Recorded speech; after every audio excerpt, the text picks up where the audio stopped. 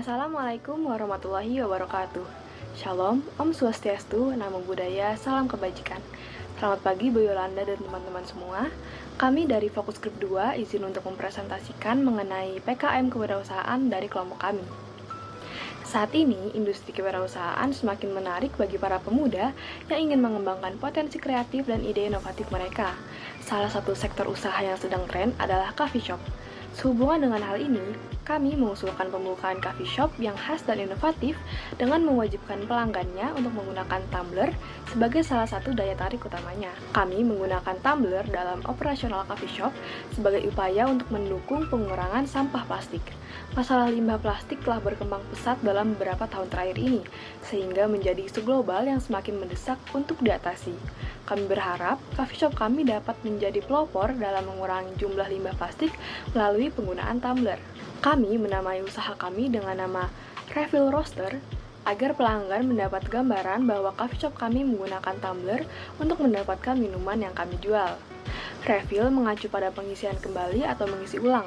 Dalam konteks coffee shop kami, ini merujuk pada penggunaan tumbler sebagai alternatif untuk mengisi kembali minuman dan menghindari penggunaan botol atau gelas sekali pakai. Sedangkan roaster merujuk pada proses memanggang biji kopi, sehingga dengan menambahkan kata roaster sebagai nama brand, kami akan menekankan komitmen terhadap kualitas minuman berbasis kopi dan teh yang tinggi. Selanjutnya saya akan menjelaskan bagaimana cara memperkenalkan produk ke masyarakat luas. Ada beberapa metode pemasaran yang kita gunakan untuk mempromosikan Refill Roaster dalam event-event yang akan diadakan. Yang pertama ada media sosial. Media sosial menjadi platform yang kami gunakan untuk mempromosikan event-event. Kami menggunakan media sosial seperti Instagram, Facebook, dan juga Twitter. Selanjutnya ada email marketing. Dalam hal ini kami memanfaatkan database pelanggan ataupun pengunjung yang telah berinteraksi. Email marketing juga kami gunakan untuk memberikan informasi mengenai event-event yang akan datang. Selanjutnya ada kerjasama dengan influencer. Kami akan mengundang influencer ataupun content creator di bidang anime, film, atau video game yang memiliki audiens yang relevan dengan target pasar, yang nantinya mereka dapat membantu mempromosikan event melalui konten. Selanjutnya ada promosi di tempat. Kami akan membuat poster, brosur, ataupun pamflet yang menarik untuk mengumumkan event-event mengenai Refill Roaster. Selanjutnya kerjasama dengan komunitas. Kami akan menjalin kerjasama dengan komunitas penggemar anime, film, atau video game setempat. Kami akan berpartisipasi dalam acara-acara komunitas terkait, sponsor acara, atau ajak anggota komunitas untuk menghadiri event-event yang nantinya akan mempengaruhi meluasnya jangkauan promosi. Yang terakhir ada blog atau konten online. Kami membuat konten yang menarik terkait dengan event-event dan mempublikasikannya di blog atau situs web Refill Roaster. Misalnya menulis artikel atau memberikan tips and trick. Selain itu kami juga perlu konsisten dalam menyampaikan pesan lingkungan yang ingin disampaikan mengenai penggunaan tumbler. Dengan menggabungkan promosi yang menarik dan juga pesan kepedulian mengenai lingkungan, kami dapat membangun cita yang positif dan menarik minat pelanggan. Selanjutnya saya akan menjelaskan sedikit mengenai rencana anggaran biaya kelompok kami. Yang pertama ada biaya operasional bulanan yang terdiri dari biaya sewa, gaji karyawan sebanyak 5 orang, biaya administrasi, tagihan listrik, tagihan air, dan bahan baku yang jika ditotalkan sebesar Rp15.496.000. Selanjutnya ada peralatan dan perlengkapan yang terdiri dari mesin kopi, ketel kopi, coffee grinder, alat pembuat whipped cream, saringan ampas kopi, gelas pengaduk, dispenser, kulkas, dan blender yang jika ditotalkan sebesar Rp6.300.000.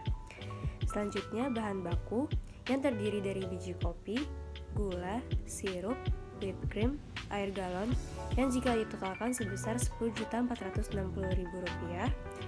Selanjutnya ada renovasi dan dekorasi terdiri dari kursi, meja, karpet, lampu 18 watt, tirai, etalase pintu kaca yang jika ditotalkan sebesar Rp6.666.400.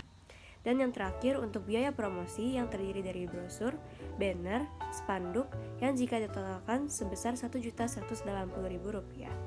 Total keseluruhan untuk rencana anggaran biaya industri coffee shop kami adalah Rp41.102.400. Selanjutnya saya akan membacakan strength, weaknesses, opportunities, and threats dari usaha kami. Untuk strength, yang pertama adalah kami mempromosikan lingkungan yang ramah lingkungan. Karena tentunya apabila kita mewajibkan penggunaan tumbler untuk customer kita mempromosikan kebiasaan pengurangan limbah plastik dan mengurangi dampak negatif pada lingkungan. Yang kedua, branding yang berkelanjutan. Karena keputusan untuk mewajibkan penggunaan tumbler dapat memperkuat citra perusahaan sebagai bisnis yang peduli terhadap lingkungan dan memberikan kontribusi positif pada masyarakat. Yang ketiga, pengurangan biaya operasional. Karena dengan mengurangi penggunaan wadah kertas atau plastik sekali pakai, bisnis dapat menghemat biaya pembelian dan persediaan. Dan yang terakhir, loyalitas pelanggan. Beberapa pelanggan mungkin lebih tertarik untuk datang ke coffee shop yang mempromosikan kebiasaan yang ramah lingkungan, sehingga dengan ini kita dapat memperkuat basis pelanggan yang setia.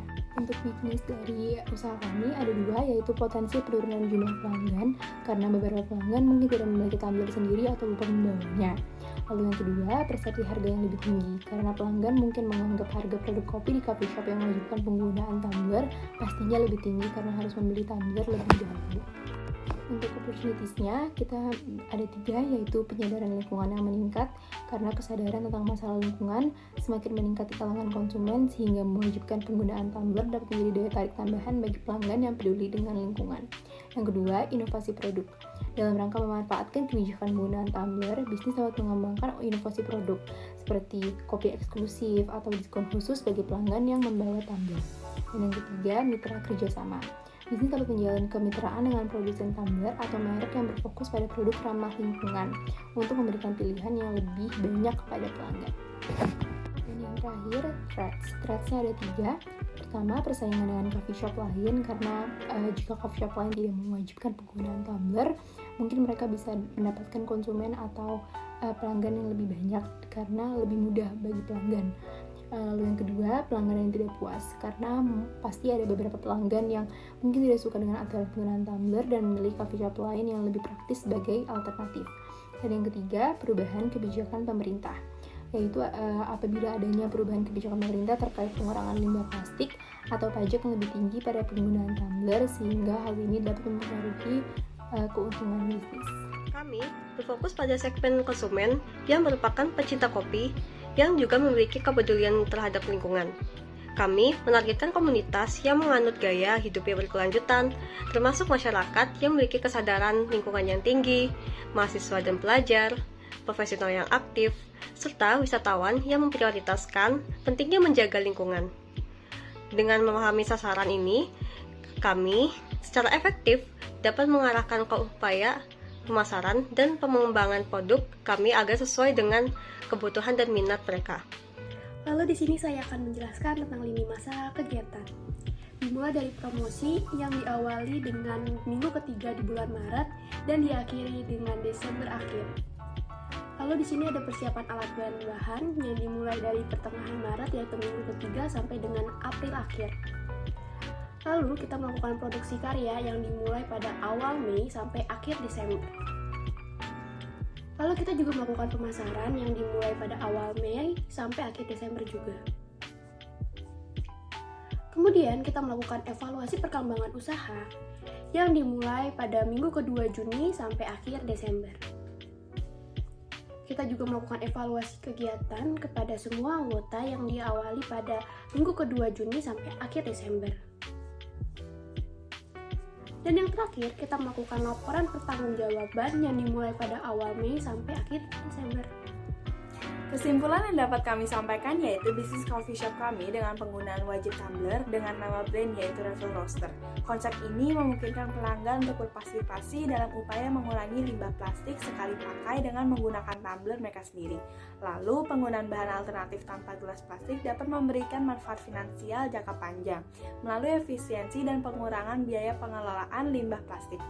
Edukasi konsumen tentang manfaat lingkungan menjadi faktor penting dalam membangun hubungan yang kuat dengan pelanggan. Dengan menyampaikan pesan yang jelas tentang dampak positif pada lingkungan, bisnis ini dapat menciptakan citra positif dan meningkatkan kesadaran lingkungan di komunitas. Secara keseluruhan, bisnis coffee shop dengan penggunaan wajib tumbler menawarkan konsep yang menarik bagi pelanggan yang peduli terhadap lingkungan. Dengan strategi pemasaran yang tepat, pengelolaan anggaran yang baik, dan fokus pada kualitas produk dan layanan, bisnis ini memiliki potensi untuk berhasil dan memperoleh pangsa pasar yang loyal. Sekian video presentasi dari kami. Wassalamualaikum warahmatullahi wabarakatuh.